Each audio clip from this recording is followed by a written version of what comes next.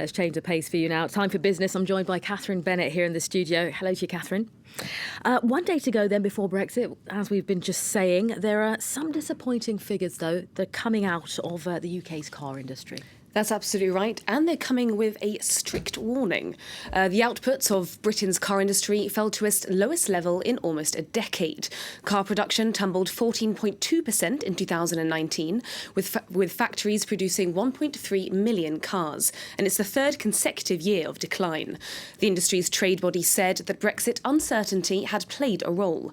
Exports in particular were down, and with the majority of exports going to the European Union, the sector reiterated the importance of frictionless trade with its closest neighbour.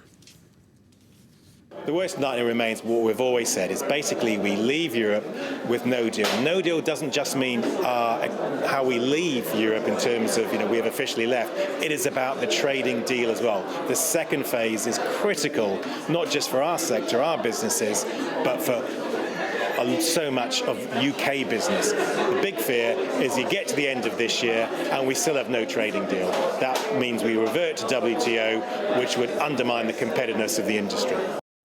And with the UK set to officially exit the European Union tomorrow, of course, border officials in France are getting ready to put a new customs process in place at its ports.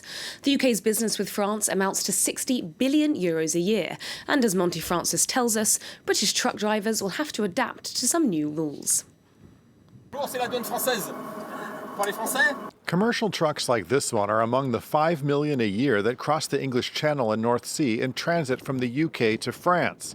For the moment, custom agents are going about their usual jobs, but once Brexit is officially enacted, all commercial vehicles from the UK will have to go through a new process. If they don't meet the guidelines, they may be forced to park and wait for an inspection. Thanks to our smart border process, drivers can make their customs declarations before arriving at the port, while the truck is still on the ferry. Once drivers make their declarations, they will receive a text message letting them know if they can directly leave the port on arrival or if they'll have to pull over for further checks.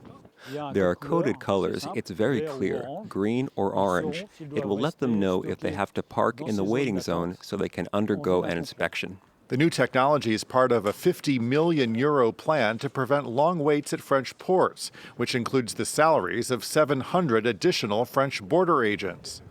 France's Revenue and Customs Agency is hoping it's money well spent, making for a smooth transition post-Brexit.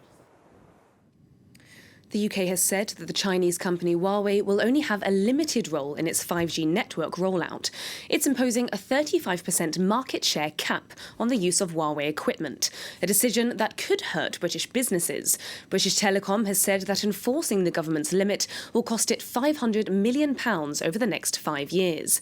The cap is due to come into force in 2023, which is earlier than predicted, and companies such as BT are having to scramble to replace existing Huawei equipment with products from other suppliers. A number of international companies have closed down their operations in China as the coronavirus continues to impact the economy. Air France cabin crews have demanded that the airline stop flying to China. The carrier is already using an opt-in system where cabin crew can refuse to work on China flights. Monty Francis has a look at how global businesses are responding to the crisis. From air travel to retail, as the world's second-largest economy struggles to contain the coronavirus, international businesses are feeling the pain. Check-in counters at Beijing Capital Airport are empty after British Airways and Lufthansa suspended all flights to and from mainland China. Several other airlines have cut back service. It prevents contamination, so I think it's better to cancel international flights. Coffee chain Starbucks says it's expecting a big financial hit after closing more than half of its 4,300 stores in China, its second biggest market after the U.S.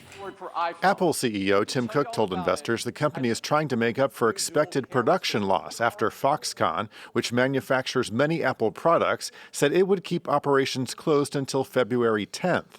Cook provided a wider range than usual for sales in the current period, between $63 and $67 billion. One analyst told the Financial Times the longer factories and businesses in China remain closed, the more production will be affected too, and this will ripple out to suppliers and customers outside China. With uncertainties ahead, many expect the outbreak to cut China's growth rate in half during the first quarter. The Bank of England has decided to keep interest rates steady at 0.75%, despite recent faltering growth. It also slashed the country's growth estimates for the year, bringing it down to 0.8% from 1.2%. Let's have a look at the markets in Europe. Well, European markets opened lower, taking their cue from Asia, and there hasn't been much change since the open, with the FTSE and Frankfurt's DAX down by 1% and the CAC 40 lower by 1.33%. A Japanese e-commerce billionaire has abandoned his search for love. Yusaku Maezawa put down a hefty deposit to be the first customer of Elon Musk's space travel project, and he invited one lucky woman to join him. The SpaceX flight around the moon was due to launch in 2023.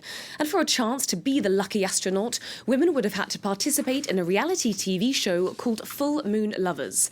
But budding space travellers can put away their moon boots. Maezawa, who's worth around $3 billion, has given up the private SpaceX flight around the moon, cancelling the show for personal reasons. He apologised to the over 27,000 women who had applied. Which is very sad news for me and my space dreams. Very sad news. A lot of disappointed women there as well. 27,000, you say. All right, Catherine, thank you very much for our roundup of the business. We're going to take a short break here on France